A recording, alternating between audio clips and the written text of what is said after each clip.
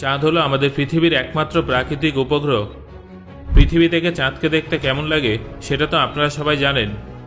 পূর্ণিমার দিনে পৃথিবীর থেকে চাঁদকে সম্পূর্ণভাবে দেখা যায় এবং অমাবস্যার দিনে চাঁদকে দেখা যায় না।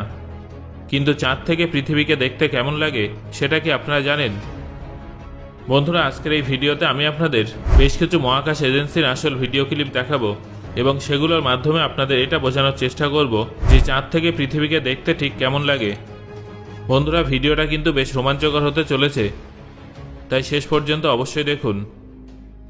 আমরা পৃথিবীর থেকে যখন চাঁদকে দেখি তখন চাঁদকে দেখতে অনেকটাই ছোট বলে মনে হয়। আসলে চাঁদ পৃথিবীর থেকে 3,84,400 কিলোমিটার দূরে উপস্থিত আছে। আজ পর্যন্ত মাত্র 12 জন মানুষই চাঁদে যেতে পেরেছেন। 1969 সালের 21শে জুলাই নীল আর্মস্ট্রং প্রথম চাঁদে মাটিতে পা রেখেছিলেন। তিনি নাসার অ্যাপোলো 11 মিশনে চাঁদে গিয়েছিলেন। নীল আর্মস্ট্রংয়ের পায়ের ছাপ আজও চাঁদে উপস্থিত আছে। বন্ধুরা, আমরা যদি মহাকাশের অন্ধকারে দূর থেকে পৃথিবীর দিকে তাকাই তাহলে পৃথিবীকে চাঁদের থেকেও বেশি সুন্দর মনে হবে। এটা কিন্তু আমি বলছি না, বরং গ্যালিলিও এটা বলেছিলেন। আজ থেকে প্রায় 50 বছর আগে অ্যাপোলো মিশনের মহাকাশচারীরা যখন চাঁদের কক্ষপথ থেকে পৃথিবীর উদয় হওয়ার ছবি পাঠিয়েছিলেন, সেই ছবিটা দেখে কেউ বিশ্বাস করতে পারছিল না যে চাঁদ থেকে আমাদের পৃথিবীকে দেখতে এতটা সুন্দর লাগে। তবে এই ছবিটা চাঁদের কক্ষপথ থেকে নেওয়া হয়েছিল, চাঁদের পৃষ্ঠ থেকে নয়। এই ছবিটা 1968 সালের 24শে ডিসেম্বর অ্যাপোলো 8 মিশনের সময় মহাকাশচারী উইলিয়াম অ্যান্ডার্স চাঁদের কক্ষপথ থেকে ক্যাপচার করেছিলেন। সেই সময় ছবিটাকে ফটোগ্রাফার গ্যালেন রয়েল তখনও পর্যন্ত সবথেকে প্রভাবশালী পরিবেশীয় ছবি হিসেবে ঘোষণা করেন এবং এই ছবিটার নাম দেওয়া হয় আর্টরাইজ।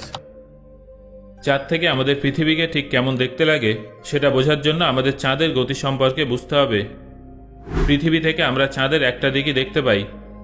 পৃথিবী থেকে চাঁদের অন্য দিকটা দেখা সম্ভব নয়, কারণ চাঁদ পৃথিবীকে প্রদক্ষিণ করতে প্রায় 28 দিন সময় নেয়। চাঁদে 14 দিন আলো থাকে এবং 14 দিন অন্ধকার থাকে। মানে চাঁদে পৃথিবীর একটানা 14 দিন দিন থাকে আর 14 দিন রাত থাকে। এটা এই জন্য হয় কারণ পৃথিবী 24 ঘন্টায় তার অক্ষের উপরে আবর্তন করে। অন্যদিকে চাঁদ নিজের অক্ষের উপরে 28 দিনে একবার আবর্তন করে। 1966 সালের 23শে আগস্ট চাঁদ থেকে প্রথমবার ছবি ক্যাপচার করা হয়েছিল। লুনার অরবিটার 1 থেকে এই ছবিটা ক্যাপচার করা হয়েছিল। এটা ছিল চাঁদের কক্ষপথে প্রবেশকারী প্রথম আমেরিকান স্পেসক্রাফট। এই স্পেসক্রাফটটা মূলত চন্দ্রপৃষ্ঠের ছবি ক্যাপচার করার জন্যই ডিজাইন করা হয়েছিল। যদিও চাঁদ থেকে পৃথিবীর অনেক ছবি তোলা হয়েছিল, কিন্তু 1972 সালের অ্যাপোলো 17 টিমের দ্বারা ক্যাপচার করা ছবিটা আজ পর্যন্ত পৃথিবীর সবথেকে বিখ্যাত ছবি, যেটা এখন আপনারা আপনাদের স্ক্রিনে দেখতে পাচ্ছেন। এই ছবিটার নাম দেওয়া হয়েছিল দ্য ব্লু মার্বেল। বন্ধুরা, চাঁদ থেকে পৃথিবীকে কেমন দেখতে লাগে সেটা তো আমরা জানলাম। এবার আপনাদের জানিয়ে দেব যে সৌরজগতের অন্যান্য গ্রহ বা উপগ্রহ থেকে আমাদের পৃথিবীকে কেমন দেখতে লাগে। Number 1, international space station. International space station আমাদের পৃথিবী পৃষ্ঠ থেকে প্রায় 400 কিলোমিটার উচ্চতায় অবস্থিত, যা 24 ঘন্টার মধ্যে 16 বার পৃথিবীকে প্রদক্ষিণ করে। এখন আপনারা যে ক্লিপটা দেখতে পাচ্ছেন সেটা ইন্টারন্যাশনাল স্পেস স্টেশন থেকে ক্যাপচার করা আমাদের পৃথিবীর একটা হাই রেজলিউশন ফুটেজ। এখান থেকে আমাদের পৃথিবী পৃষ্ঠ, সমুদ্র, মহাসাগর এবং সেখানকার মেঘ স্পষ্টভাবে দেখা যায়। এখান থেকে রাতে পৃথিবীর বড় বড় শহরের লাইটগুলো ভীষণ উজ্জ্বলভাবে দেখা যায়। এই দৃশ্যটা দেখতে সত্যি অপূর্ব লাগে। এখন আপনারা যে ক্লিপটা দেখছেন সেটা আইএসএস থেকে ক্যাপচার করা আমাদের পৃথিবীর আসল ফুটেজ। Number 2, satellite. স্যাটেলাইট পৃথিবী পৃষ্ঠ থেকে 36,000 থেকে শুরু করে 40,000 কিলোমিটার উচ্চতায় ঘুরতে থাকে। স্যাটেলাইট থেকে ক্যাপচার করা ছবিতে আমাদের পৃথিবীকে অনেকটা এরকম লাগে। নাম্বার 3, মঙ্গল গ্রহ। অতীতে কি মঙ্গল গ্রহে প্রাণের অস্তিত্ব ছিল? ভবিষ্যতে কি সেখানে প্রাণের অস্তিত্ব থাকতে পারে?